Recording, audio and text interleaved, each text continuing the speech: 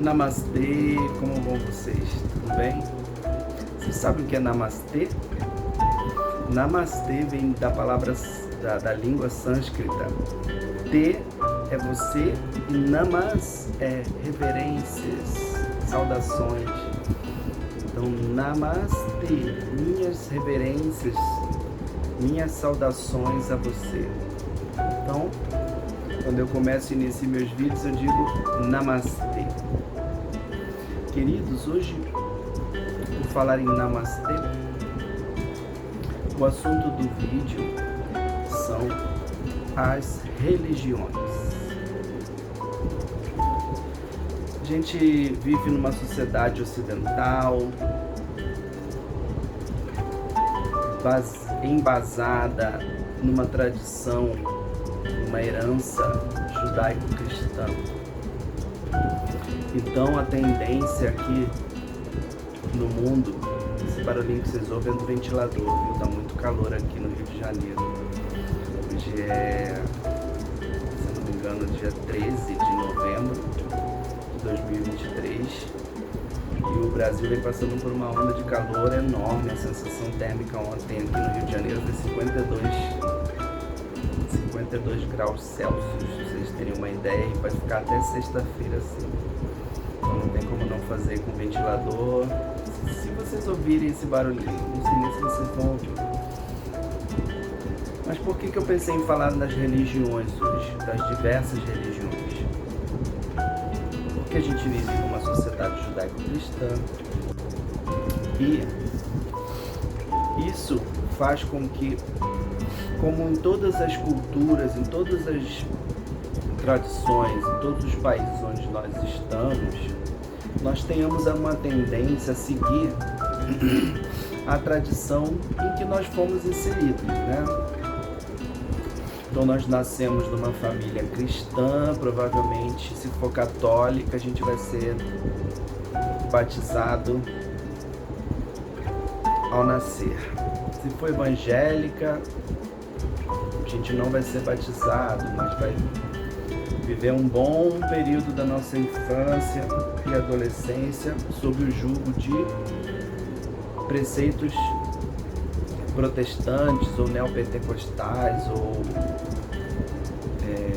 anglicanos, outros tipos de tradições cristãs. Muitos nascem em famílias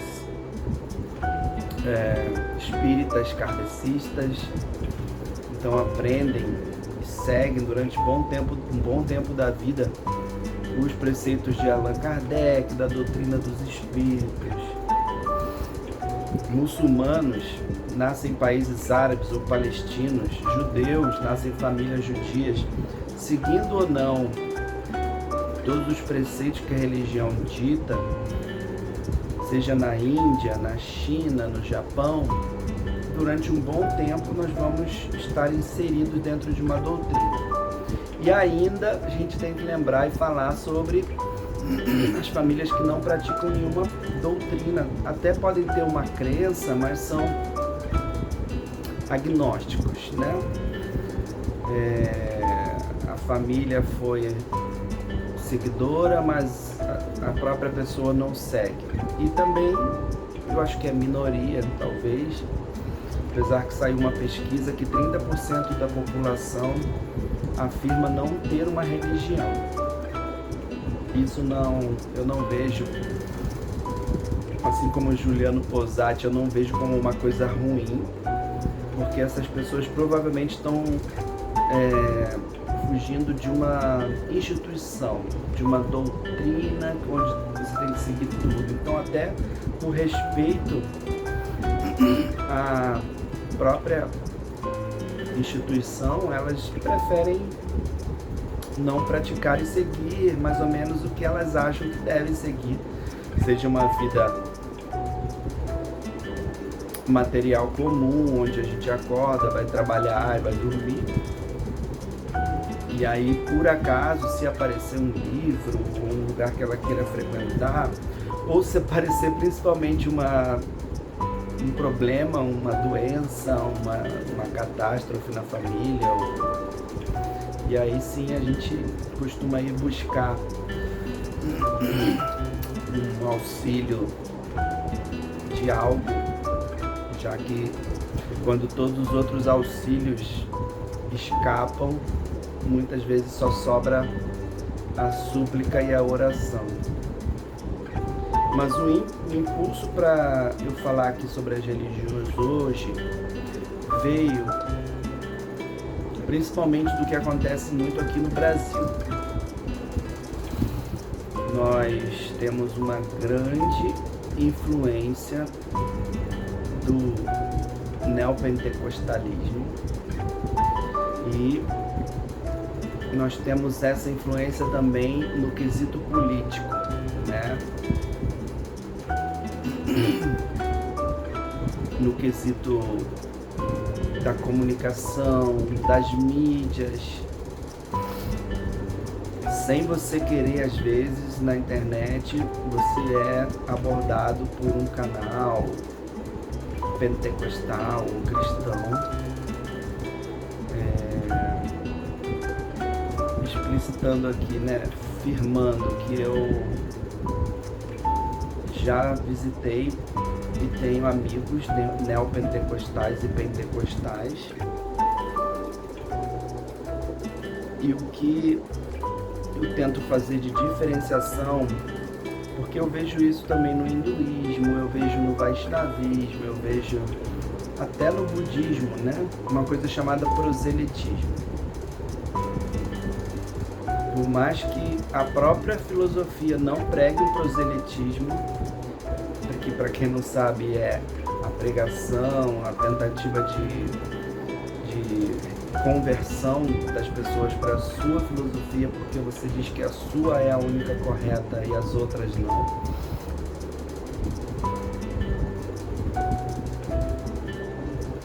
O proselitismo, ele pode ser feito normalmente, mas de uma forma em que não invada o espaço dos outros. Porque uma vez que você tenta convencer alguém de que algo está mais correto do que o que ela já acredita, do que o que ela já pratica, você está afirmando que o que você acredita enquanto prática espiritual, religiosa, é superior ao que o que as outras praticam. Então tem uma fala muito comum: ah, mas essas pessoas elas não evoluíram, não saíram do lugar. Eu vejo muito isso no espiritismo, né? Ah, você não acredita em reencarnação. E as pessoas têm milhões de argumentos, têm todos os motivos para não acreditar. Tem um filme maravilhoso que é do não é do Ridley Scott, agora eu não sei de quem é, mas é um filme famosíssimo com o Keanu Reeves, que se chama O Pequeno Buda. Então eu vou falar um pouquinho desse filme para exemplificar. O filho de um casal americano materialista que não segue nenhuma doutrina, ele entrou numa suspeita de que ele seria o próximo lama. Ele seria a reencarnação do mestre espiritual dos monges tibetanos, budistas tibetanos. Então fizeram um teste com ele e ele ficou entre os 3 finalistas. Só que os pais, quando aceitaram que ele fosse para o Tibete para tirarem a prova final, tiveram um contato muito grande com os monges tibetanos. E eles, em certo momento, começaram a falar muito sobre reencarnação e sobre a vida do Siddhartha Gautama, o Buda. E o pai falou: olha, não fica insistindo, porque eu não acredito nessas coisas. E o monge, uma atitude que para mim é inesquecível, assim, porque é o máximo que eu consigo enxergar de respeito ao próximo. Disse o seguinte: E por que você deveria acreditar? Você não tem razão nenhuma para acreditar. Você, como se estivesse dizendo, você nasceu num país materialista, num país cristão ou judeu que não prega a reencarnação, apesar que eu acompanho um rabino e ele disse que a Kabbalah judaica ela contempla a reencarnação em alguns casos. Mas eu não vou sugerir o canal dele, porque eu tenho para mim que muita coisa que é colocada na internet tem que ter um filtro muito grande assim para digerir, né?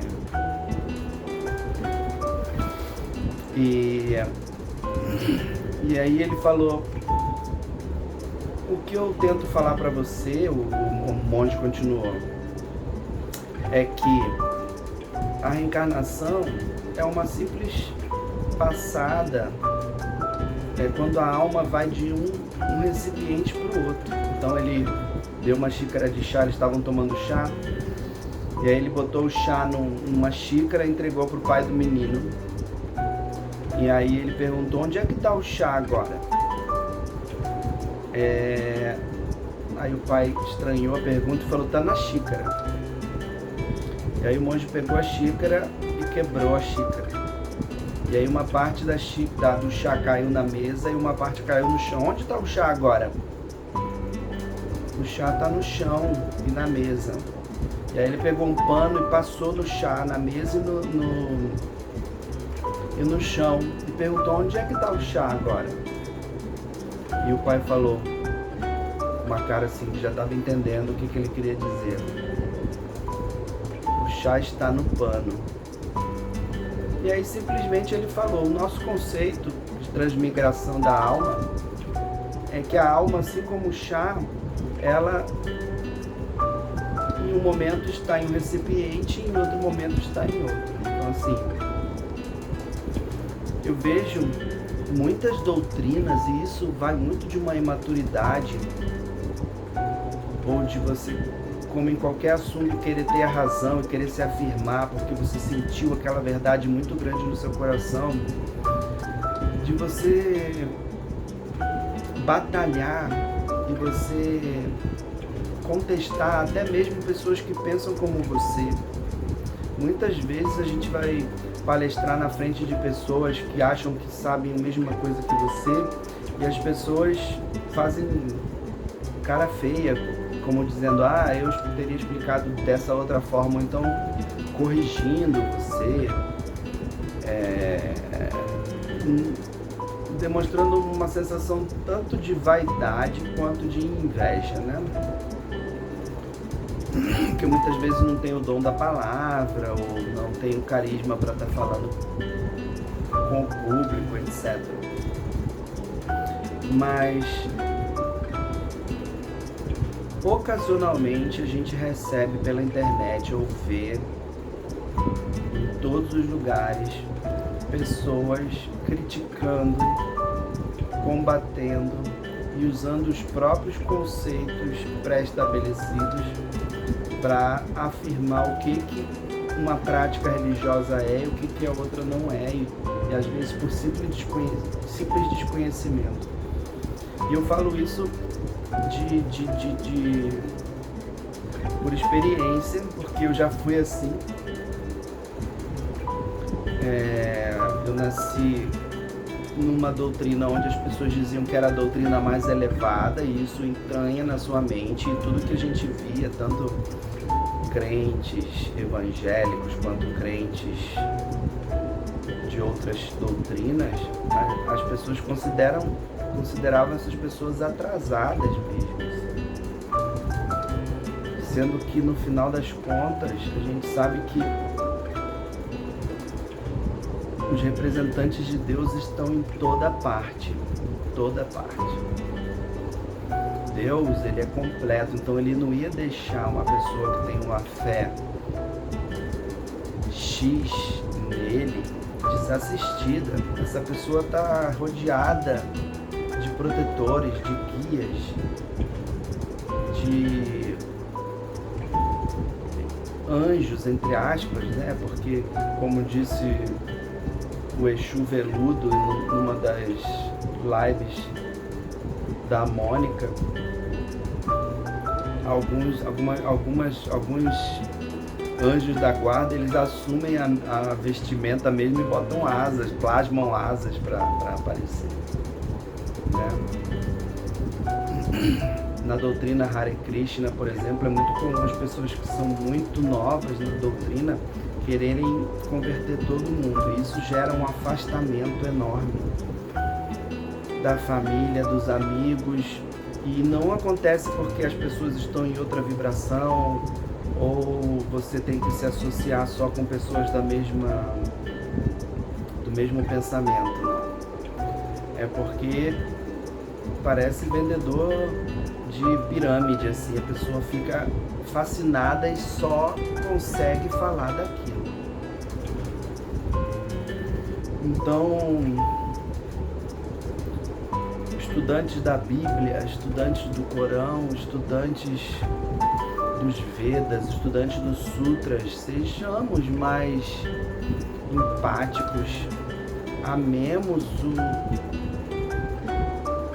o outro, amemos o ateu, amemos o não praticante.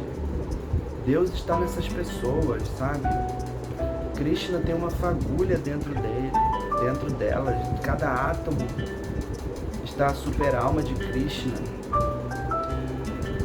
A gente não precisa se apegar às pessoas, mas se você não se relacionar com elas, você vai ser separado de um amor que poderia nascer por Deus, que é o amor mais importante, mas também o mesmo amor que os seres superiores têm por pessoas tão falhas como muitas que existem por aí, como eu, como outras que possam possuir falhas, né?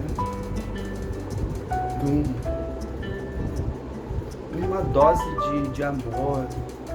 Se você é muito convicto sobre algo, pode ser que isso seja uma insegurança.